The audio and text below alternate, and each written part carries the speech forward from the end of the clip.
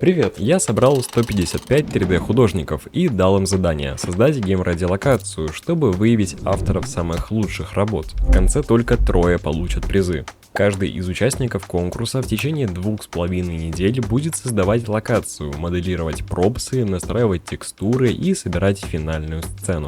Все это время я следил за процессом и давал фидбэк, а в конце оценил каждую работу по 4 критериям. Лучшие модели попали в Asset Pack, который доступен для всех желающих бесплатно, но переместимся в самое начало. Художники разного уровня и возраста из стран Европы и СНГ увидели пост в моем канале за 2 недели до начала конкурса, а также шортс с тизером. Никто не знал тему, только то, что задача создать локацию с PBR-моделями. Так мы сохранили интригу и избежали фальстарта. Но кто мы? Я и разработчики сайта, которые создавали функционал для проведения этого мероприятия. Дальше обязательно покажу, что за сайт. Наступает день старта. Ровно в 12:00 для участников открывается тема локации, плюс дополнительные материалы. Их задача создать заброшенный амбар, в котором обосновалась мафия. Сеттинг 1970-х годов. Запрещено использовать искусственный интеллект для генерации моделей и скачивать готовые 3D-ассеты. Модели и текстуры должны быть оптимизированы под использование в игровом движке. Стиль реализм PBR Pipeline. Участники вольны придумывать любые сюжеты в рамках сеттинга, чтобы рассказать свою историю. Но в первую очередь нас интересует визуальный уровень их работ. Чат сразу активизировался. Участники уточняли, какие программы можно использовать, можно ли скачивать материалы из 3D-библиотек и много чего еще. Есть ограничения на размер итогового рендера. Разрешение. То есть можно реально только одну стену сделать, без второй стены и пола. Можно заметить, что некоторые художники использовали ИИ для генерации референсов. По моему опыту, такие рефы получаются красивыми, но клишированными. В них нет достоверности. Сделаю поправку, что это так на данный момент и в большинстве случаев у меня. Если у вас иной опыт, расскажите об этом в комментариях, я почитаю. Прошло 4 дня с момента старта конкурса. Я попросил участников присылать свои промежуточные результаты в Google форму. На первый разбор попали 17 заявок. Среди этих работ больше всего мне понравилась локация с амбаром, в котором мафия занимается разборкой угнанных машин и перебивкой номеров. Автор собрал геометрию амбара и выставил ключевые пропсы. Сразу была проделана работа над освещением, дневное и ночное время. Это очень правильный ход, так как основу задает композиция и освещение, а только потом идет детализация. Как я заметил, одна часть 3D-художников собирала локацию в Unreal Engine или Unity, а другие в 3D-редакторе, потому что я не ограничивал выбор в условиях конкурса. Большинство начинающих 3D-шников не владеют движками, и было бы неправильно отгораживаться от них. Конечно, более профессиональный уровень сборка в движке. По собственному опыту могу сказать, что это делает работу более структурированной за счет разделения производственной и сборочной части пайплайна при работе над локацией. Плюсом это заставляет задуматься, как будет применяться модель и как оптимизировать сцену. А еще из первых драфтов мне понравился амбар Яны с игральным столом и боксерской грушей. По сложности меня сразу впечатлила работа Александра со станком для печати купюр. Напоминаю, это только за первые 4 дня. Фидбэк скинул в чат участникам, в котором постоянно шли обсуждения. А часики все тикали, и до конца оставалось 13 дней, 12 часов и 55 минут. Начинающим 3D-художникам, которые развиваются в направлении геймдева, рекомендую полностью бесплатный мини-курс создания игровой 3D-модели с нуля от VideoSmile. Курс состоит из 7 уроков, в которых вы пройдете весь пайплайн создания игровой 3D-модели на примере этой бочки. От моделирования до настройки физики в игровом движке. Автор мини-курса Александр Коляса, профессиональный 3D Environment Artist из студии Techland, который работал над такими проектами, как Dying Light 2 и Dying Light The Beast. Он познакомит вас с основами GameReady моделирования, поэтому курс будет очень полезен начинающим. Если во время обучения возникнут вопросы, на платформе вам помогут кураторы, а также для всех участников мини-курса есть отдельный чат в Telegram. После окончания вы получаете именной сертификат о прохождении, готовую работу в портфолио и подарки от VideoSmile. Ссылку на этот бесплатный мини-курс оставил в описании.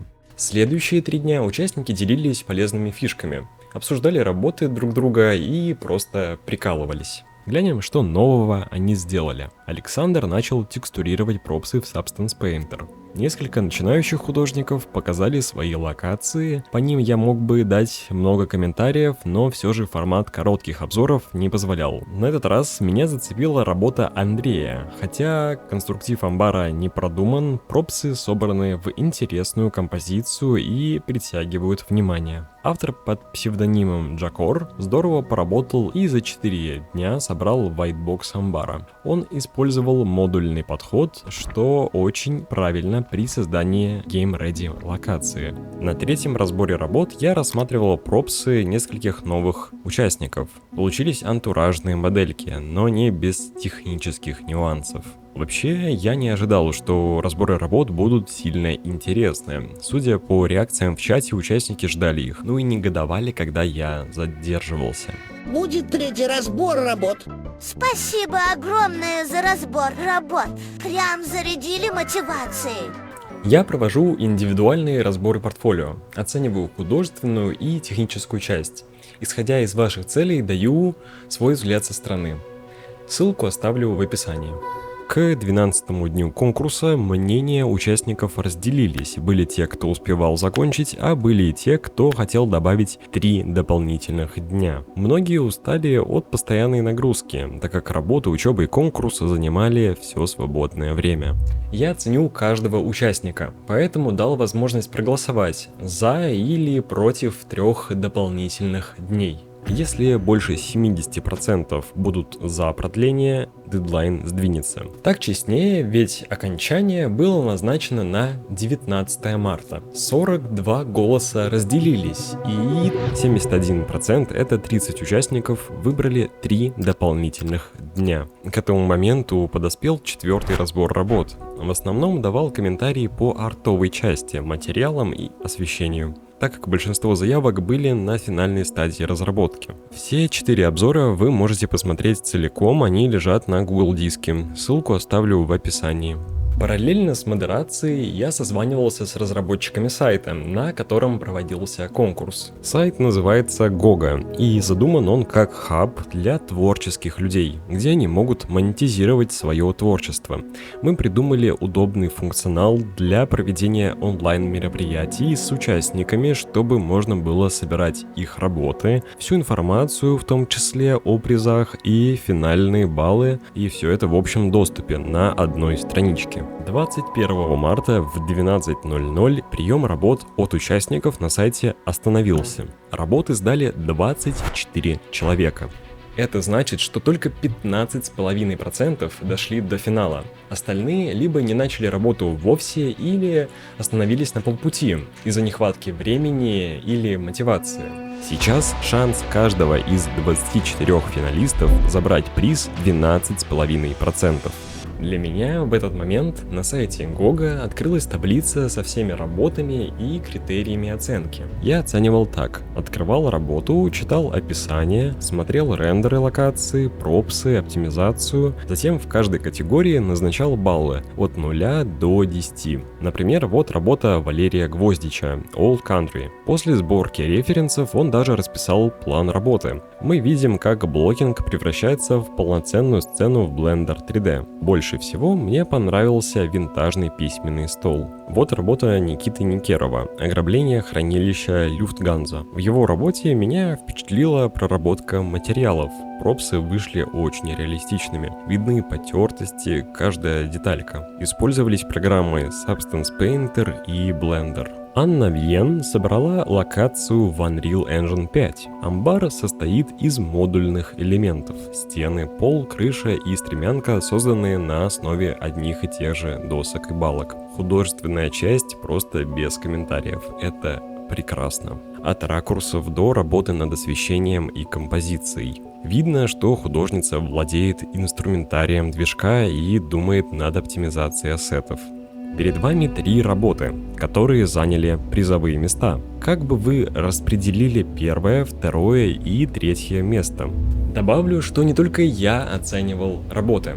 В жюри также был 3D-художник Тюссо. Возможно, вы видели его на ютубе. Наши оценки немного расходились и компенсировали субъективное видение каждого. А также на баллы влияли голоса самих финалистов. 1 голос, 1 балл.